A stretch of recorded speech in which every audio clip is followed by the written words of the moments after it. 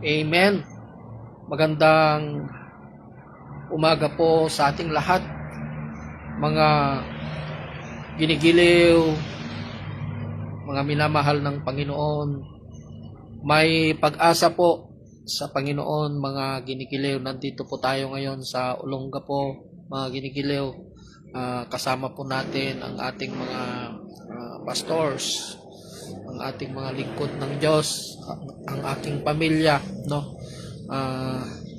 Para magkaroon ng bonding, family bonding po. And at the same time, para magkaroon po ng fellowship, mga ginigiliw, no? Ito po yung tirahan namin dito sa Olongapo. Airbnb ang tawag dito. Kaya lang walang paradaan dito sa loob. Kasi mataas po yung kalsada. Napakataas po yung kalsada. No? Pero yung bahay, napakaluwang, napakaganda, mga ginigiliw. So dito po tayo mag-i-spend ng 2 araw na pagpe-fellowship po natin, no? Banding po ng aking pamilya at pamilya ng aking mentor, si Pastor Masli at saka si Ma'am Vicky, mga ginigiliw, no? Ang ibabahagi ko po sa inyo sa umagang ito, no?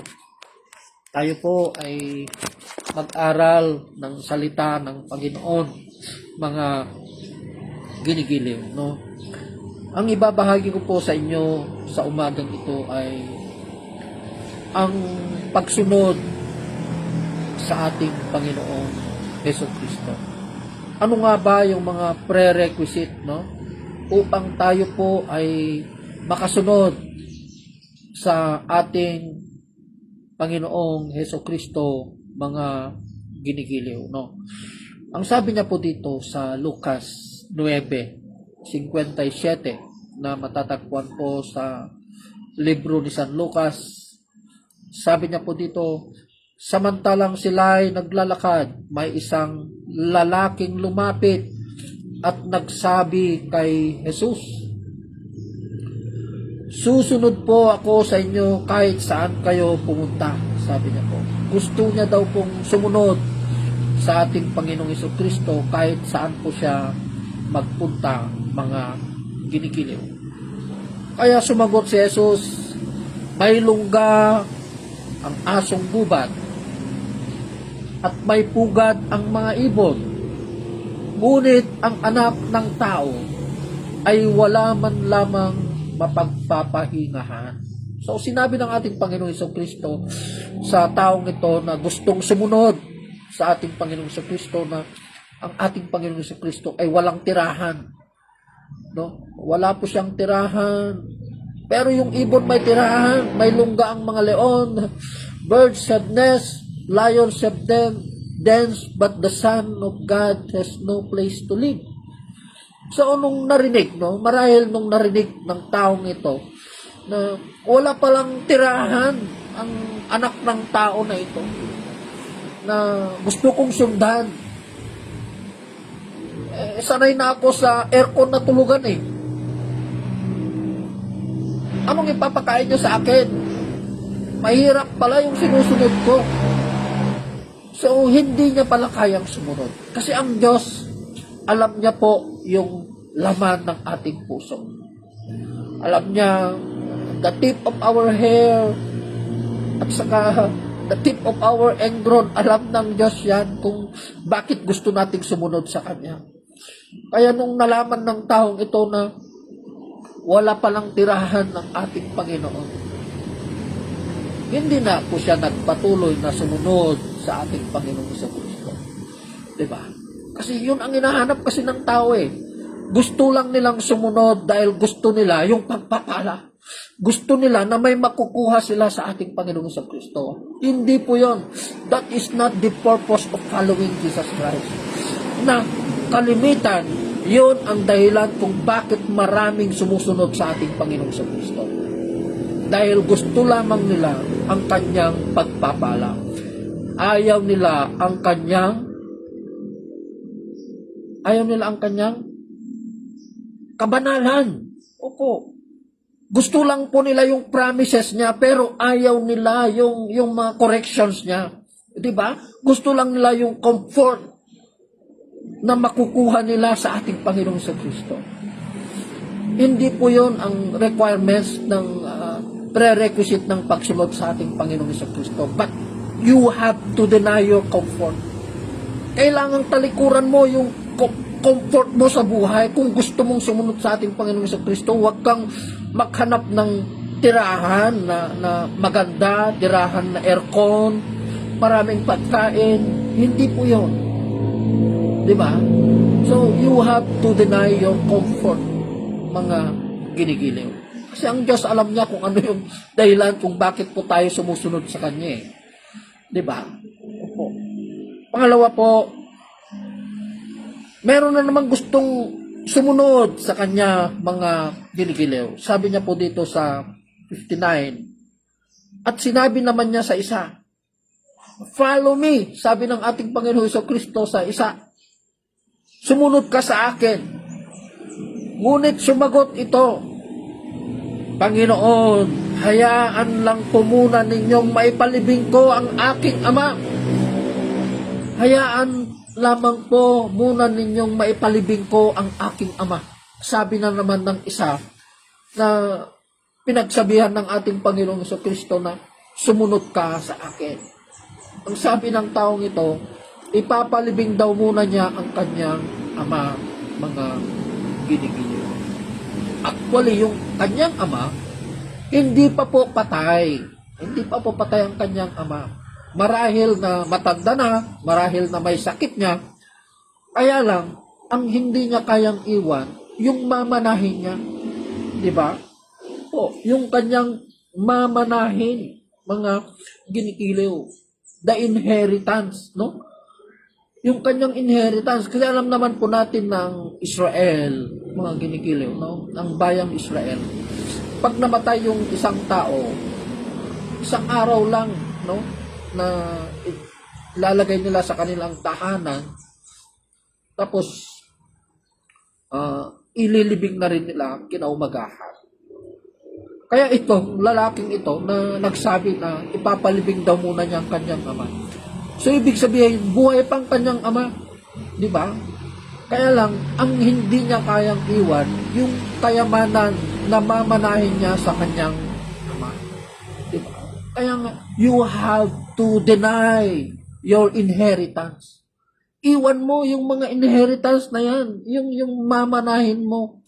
Kasi kung doon ka nakapokus sa mga mana, hindi ka makakasunod sa ating Panginoong Kristo. Kung tinitignan mo yung kayamanan na iiwan mo sa iyong pamilya, hindi po yun ang tunay na paglilingkod sa Panginoon. Kailangan iwan mo lahat. Iwan mo. You have to deny your comfort. You have to deny your inheritance. Lahat, iwan mo. For the Lord. Wala kang iiwan. Kaya nga sabi ng ating Panginoong Kristo, kung pupunta ka sa isang bayan, sabi niya, di ba? Kung pupunta ka sa isang bayan, no? Wala kang dapat dalhin. Wala ka pong dapat dalhin, sabi niya. Di ba? Opo. Dahil ang lahat ng iyong pangangailangan ay ibibigay ng ating Panginoon. Inihanda na ng Panginoon ang isang tahanan para sa iyo kung ikaw ay tunay na naglilingkod sa ating Panginoon. So, meron ng inihanda ang Panginoon para sa iyo na magpapakain sa iyo, magpapatulog sa iyo, mga ginigiliw. So, so, you have to deny your inheritance. Hindi ka makakasunod sa ating Panginoong Kristo kung hindi mo kayang talikuran yung mga mana sa iyong magulang. Paano kung yung magulang mo matagal pang mamatay? 'Di ba? Abutin pa ng 15 years. So sakala ka lang susunod sa ating Panginoong Kristo after 15 years pag namatay na yung magulang mo? 'Di ba? Opo. Ang gusto ng Panginoon, pag tinawag ka, agad-agad susunod ka na, 'di ba? Okay. Susunod ka na dahil biyaya po ang maglingkod sa ating Panginoon, mga ginigiliw. So, deny your inheritance. Diba?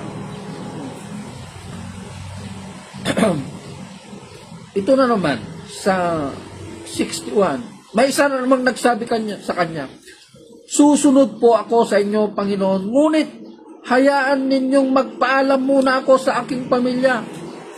At ganito naman ang tugon ni Jesus, sino mang magsimulang mag-araro, ngunit panay ang lingon, ay hindi karapat-dapat sa kaharian ng Diyos, mga ginigiling. Magpapaalam daw muna siya sa kanyang mga magulang. Diba? Alam niyo, may mga ganon, no? Na maraming gustong sumunod sa ating Panginoong Jesucristo, pero magpapaalam muna daw sa kanilang mga magulang. Diba? Ay nga sabi ng ating Panginoong Jesucristo, pag namatay yung kapamilya mo, let the dead bury their own dead, sabi nga niya eh. Anong sinasabi niya? Hayaan mo na yung mga patay na espiritu, silang maglilibing sa kanilang mga patay, sabi niya. Oo. Let the dead bury their own dead, sabi ng ating Panginoong Jesucristo. Kaya dito, magpapaalam pa, paano kung hindi ka pinayagan ng iyong pamilya na susunod sa ating Panginoong Jesucristo? Diba? Opo, paano po? Opo, kaya you have to die your comfort zone. Yung hindi mo kayang iwan, yung pamilya mo, yung magulang mo. Diba? Hindi po. Yun ang tunay na pagsunod sa ating Panginoong Jesucristo. Marami kang dapat iwan. You have to deny your inheritance. You have to deny your comfort zone. You have to deny your inconvenience. Your convenience. Diba? Your inconvenience, dapat iwan mo ang lahat ng ito. Iyon ang pagsunod sa ating Panginoong Jesucristo, mga ginigiliw. Kung natatandaan niyo po sa Matthew, ayon, yung tinawag ng ating Panginoong Jesucristo yung magkakapatid na sina Andrew at Peter, si Santiago at Juan, mga ginigiliw, no? Nung tinawag niya po yung mga mangingisdang ito sa kanilang lugar na kung saan sila ay nangingisda. Nililinisan po nila ang kanilang mga net sa pangingisda, mga ginigiling. Alam niyo, nung tinawag niya sila, come, follow me, nung sinabi ng ating Panginoong Jesucristo sa kanila, mga ginigiliw. Opo. Hindi po sila nagpatumpik-tumpik. Opo. Kasama po nila ang kanilang ama. And at the same time, trabaho nila yung mangisda. Trabaho po yun. Marami silang iniwan. Iniwan nila yung pangkabuhayan nila, yung pangingisda na yun. That is the source of their income. Diba? Yun ang pinanggagalingan ng ikinabubuhay ng kanilang pamilya. Iniwan po nila yung pangingisda. Iniwan nilang kanilang pamilya. Si Peter, may pamilya na po, may asawa, may anak. Iniwan nilang kanilang ama. Diba? Hindi sila nagpaalam, Papa, punta muna ko, Jesus, magpaalam muna ako sa mama ko, sa mga kapatid ko. Hindi po. Iniwan po nilang lahat. Sumunod po sila sa ating Panginoong Jesus. Iyon po ang pagsunod. Walang pag-aalinlangan. Diba? Oo, kailangan you have to deny yourself. Diba? Deny your inconvenience, deny your comfort zone, deny your inheritance. Iwan mo lahat para sa Panginoon. Walang pag-aalinlangan. Dahil kung may pag-aalinlangan ka sa puso, hindi ka pwedeng maging tagasunod ng ating Panginoong Jesucristo, mga Pilipino. Dahil ang Diyos alam niya kung ano yung pakay. Alam niya kung ano yung layunin natin sa ating Panginoon. Kung talagang tayo ba ay totoong naglilingkod, tayo ba ay totoong sumusunod sa ating Panginoong Jesucristo. Diba? Yun yung mga bagay-bagay na dagijay banag na makalapad ti panagserbi tayo kinaapo. No pampanunutan tayo dagijay. Na comfort tayo, dagijay manain tayo, tinaganak tayo. No pampanunutan tayo, pamilya tayo, iwan mo ang lahat, sabi nga niya eh. Iwan mo lahat, deny your family, deny your comfort, deny your inconvenience, marami kang iiwan para sa Panginoon. Di ba? Opo. Yun ang tunay na naglilingkod. Yun po ang tunay na naglilingkod sa Panginoon, mga ginigilaw. So I hope you are being inspired muli sa salita na ito ng Panginoon na napag-aralan po natin sa umagang ito, no? Tayo po ay manalangin. Yes, Lord, salamat muli, Panginoon, sa salitang ito na ibinahagi mo po sa amin sa umagang ito at sa lahat po ng patuloy na tumatangkilik at nakikinig sa gawain na ito. Panginoon, Lord God, pagpalain niyo po sila ng iyong mga salita. Bigyan niyo po sila ng kapayapaan, Panginoon. The peace that surpasses human understanding, Panginoon, Lord God, Father. Lord, tanggalin niyo po, Panginoon, yung mga sagabal na ito, Panginoon, Lord God, upang sa ganun ay makasunod kami sa inyo, Panginoon, Lord God. Kailangan po namin iwan ang lahat, Panginoon, Lord God, because these are the prerequisites of following you, Panginoon. We have to deny our comfort zone. We have to deny our inconvenience, and we have also to deny our inheritance, Panginoon, Lord God. Because our inheritance is you. Kayo po ang aming mana, Panginoon, the precious gem, the precious gift that we ever received, Panginoon, ay walang iba kundi kayo. Kayo po ang aming totoong mana, Panginoon. Hindi yung mga nandito sa mundo, hindi po yung mga bagay-bagay na nandito sa mundo. But you are the best gift, Lord God, that you ever receive, Panginoon, Lord God. Salamat, Panginoon. Salamat, pagpalain niyo po ang lahat ng nakikinig, Panginoon, ng iyong mga salita sa umagang ito. Salamat muli, Panginoon, sa isang taon na naman na ibinigay niyo po sa amin, sa akin, Panginoon, sa aking karawan na 51, Panginoon. More years, Lord, of celebrating with you. More years of serving you, Panginoon, Lord. Lord God, hihinto lamang po ako sa paglilingkod sa inyo, Panginoon, pag hindi ko na po kayang tumayo sa pulpito, Panginoon, Lord God, Heavenly Father. Pag wala na akong buhay, kapag kukunin nyo na po ang aking buhay, Panginoon, Lord God, Heavenly Father. Sakalang po ako hihinto, Panginoon, sa pagbabahagi kapag hindi ko na po kayang tumayo, kapag andun na po ako sa aking twilight years, Panginoon, Lord God, kapag kukunin nyo na po ang aking buhay para sa inyo, Panginoon. Salamat, Panginoon. Patuloy niyo pong pagpalain ang buhay na ito para patuloy pong magagamit, Panginoon God, para sa pagpapala ng iyong mga salita, Panginoon, Heavenly Father. Maraming salamat po. Tinatas ko pang iyong pangalan. Saan mang lugar na pupuntahan ko, Panginoon Lord God, I declare your name, Jesus. I declare that Jesus is Lord over the Philippines, Panginoon. Hindi lang sa Tugigaraw, hindi lang sa Kalinga na pinupuntahan ko, sa Isabela, Panginoon, in Olongapo, in Subic, in all other parts of the world, Panginoon Lord God, kung saan mang lugar, mundo mo ako dadalhin, Panginoon, patuloy ko pa rin ibabahagi yung mga salita, Panginoon Lord God. Maraming salamat po. Tinatas ko po ang iyong pangalan sa lugar na ito, sa Olongapo, Panginoon, sa Subic, sa Zambales, sa Manila, sa Bacoor, saan mang lupalop ng mundo, Panginoon Lord God. You are the King of Kings. You are the Lord of Lords. Salamat, Panginoon. In Jesus' mighty name. Amen. Salamat po. God bless everyone. Jericho, God bless. Thank you for watching. Share the word. I-share po natin ito upang marami pa po ang makakilala sa Panginoon. God bless everyone.